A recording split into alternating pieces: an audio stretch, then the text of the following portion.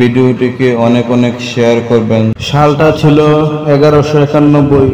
ভারতের উত্তর থেকে পশ্চিম সীমান্তে সুরক্ষার দায়িত্বে ছিলেন পৃথ্বীরাজ চৌহান। গোটা ভারত এমনকি গোটা বিশ্বেও পৃথ্বীরাজ চৌহানের সমকক্ষ রাজা তখন কেউই ছিলেন না। একদিকে যেমন ছিল তার শৌর্য, তেমনই ছিলেন প্রবল পরাক্রমী, সেই সঙ্গে 1-2 লক্ষ দক্ষ সেনা, যা সত্যি চোখে পড়ার মতো। তার শৌর্যের প্রতি ঈর্ষান্বিত ছিলেন ভারতের অন্যান্য হিন্দু রাজারাও। এমনই এক সময়ে 1191 সালে ভারতের উত্তর পশ্চিম দিক থেকে গজনীর সুলতান মোহাম্মদ ঘুরি হঠাৎই আক্রমণ করেন। প্রায় 10,000 সেনা নিয়ে উপস্থিত হন উত্তর পশ্চিম সীমান্তে। কিন্তু তিনি দেখেন তার সামনে দুর্গ হয়ে দাঁড়িয়ে আছেন পৃথ্বীরাজ চৌহান। 1 লক্ষেরও অধিক সেনার বহরের কাছে মোহাম্মদ ঘুরি ছিল নিতান্তই তুচ্ছ। শুরু হলো ভয়ঙ্কর যুদ্ধ। ইতিহাসে 1191 সালের এই যুদ্ধই প্রথম তরাইনের যুদ্ধ নামে পরিচিত। এই ভয়ঙ্কর যুদ্ধে মোহাম্মদ ঘুরি প্রবল আহত হয়ে পালাতে থাকেন। দেখতে পান পৃথ্বীরাজ চৌহান, কিন্তু মহাভারতের আদর্শে দীক্ষিত ছিলেন তিনি। পিছন দিক থেকে শত্রুকে প্রহার করা উচিত নয় ভেবে তাকে ছেড়ে দেন। কোনো রকমে পালিয়ে বাঁচেন মোহাম্মদ ঘুরি। ঠিক পরের বছরই 1192 সালে প্রতিশোধের আগুনে জ্বলতে থাকা মোহাম্মদ ঘুরি আরও দ্বিগুণ শক্তি নিয়ে, অর্থাৎ প্রায় 20,000 সেনা নিয়ে পুনরায় ভারত আক্রমণ করে বসেন।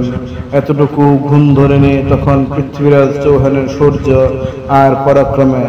তখন উত্তর পশ্চিম সীমান্তে এসে ঘুরি পুরোপুরি হতভম্ব হয়ে যান। পৃথ্বীরাজ চৌহানের শক্তি তখন প্রায় 1.5 গুণ বেশি। প্রতিহিংসার আগুনে জ্বলতে থাকা ঘুরি 7-5 না ভেবে সাহসের সাথে আক্রমণ করে বসলেন। শুরু হলো আরও একটি ভয়ঙ্কর যুদ্ধ। ইতিহাসে এটি তরাইনের দ্বিতীয় যুদ্ধ নামে পরিচিত।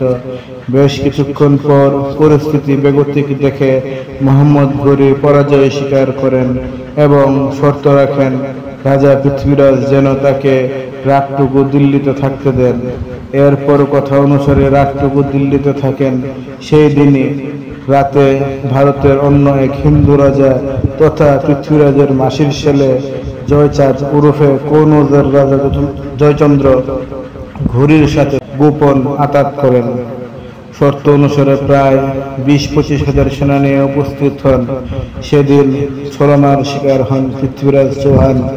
গভীর রাতে বিশ্বাসঘাতকতা করে দুজনে মিলে তাকে পরাস্ত করেন। তারপর তাকে বন্দী করে নিয়ে যান গজনীতে এবং শুরু করেন তার উপর অকথ্য অত্যাচার। তার চোখ উপড়ে ফেলা হয়। সেই দিন ওই পিশাচ ছাড়েনি তার স্ত্রী সংযুক্তাকেও, যে কিনা ওই জয়চাঁদেরই মেয়ে ছিল। ভারতের ইতিহাসে এর চেয়ে কোনো কলঙ্কময় দিন আর ছিল না। এই পৃথ্বীরাজ চৌহানই ছিলেন ভারতের শেষ হিন্দু রাজা। এই জয়চাঁদ ছিলেন পৃথ্বীরাজের মাসতুতো ভাই। সিংহাসনের লোভে ইনি শুধু নিজের বিবেককেই হত্যা করেননি, হত্যা করেছিল সমস্ত হিন্দুদের বিশ্বাসকে। এমন স্বার্থের জন্য ইনি এমন একজনের সাথে হাত মিলিয়েছিলেন যে তার মেয়ে সংযুক্তাকেও ছাড়েনি, পরবর্তীকালে এই জয়চাঁদকেও ছাড়েনি। সেই দিন পৃথ্বীরাজ চৌহান মরেনি, মরেছিল বিশ্বাস, মরেছিল হিন্দু হয়ে হিন্দুদের প্রতি প্রেম, ঐক্য। শুরু হলো ভারতে অন্ধকার যুগের। ভারতে পত্তন ঘটল মুসলিম সাম্রাজ্যের। হ্যাঁ, ঠিকই ধরেছেন, এই মোহাম্মদ ঘুরি হলো ভারতের মুসলিম সাম্রাজ্যের প্রতিষ্ঠাতা। ক্ষমতা পেয়েই মোহাম্মদ ঘুরি হয়ে উঠল এক অসুর, পিশাচ আর নরখাদক। শুরু হলো ভারতীয়দের উপর ভয়ঙ্কর অত্যাচার, হিন্দু হত্যা, নারী নির্যাতন, ধর্ষণ এবং ধর্মান্তরিতকরণ। যারা তরোয়ালের বশ্যতা স্বীকার করল তারা ইসলামে ধর্মান্তরিত হলো, আর যারা মেনে নিল না তাদের তরোয়ালের এক কোপে মুন্ড দেহ থেকে আলাদা করে দিল। এছাড়া অসংখ্য মন্দির ধ্বংস করল। মাত্র 1 থেকে 2 বছরে প্রায় 50,000 থেকে 1 লক্ষ হিন্দু হত্যা করল মোহাম্মদ ঘুরি। বেশ কয়েক বছর অনেক ধন সম্পদ, সুন্দরী হিন্দু নারী দাস হিসেবে বা রক্ষিতা হিসেবে ভারত থেকে ঘুরি দেশে নিয়ে গেল, কিন্তু সঙ্গে রেখে গেল তার রক্তবীজ। এই ঘুরির সবচেয়ে বড় কমান্ডার ছিলেন মোহাম্মদ বিন বখতিয়ার খলজি। ইনি 1194 সালে সেই জয়চাঁদ বা জয়চন্দ্রকে চান্দুয়ার যুদ্ধে পরাস্ত করেন। এই বখতিয়ার খলজিও ছিল নরপিশাচ। ইনি বিহার, বাংলা প্রভৃতি দখল করেন এবং ভারতের ইতিহাস মুছে দেওয়ার জন্য নালন্দা বিশ্ববিদ্যালয় ধ্বংস করেন।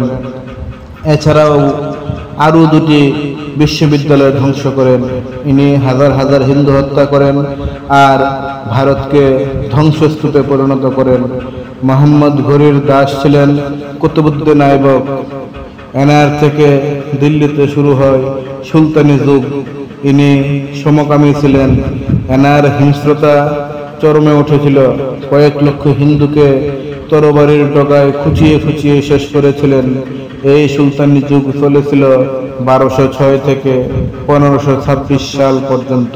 ভিডিওটি ভালো লাগলে ভিডিওটিতে লাইক করবেন, কমেন্ট করবেন এবং চ্যানেলটিকে সাবস্ক্রাইব করে পাশে থাকা বেল বোতামটি প্রেস করে দেবেন, যাতে পরবর্তী ভিডিওগুলি সবার আগে আপনার কাছে পৌঁছে যেতে পারে।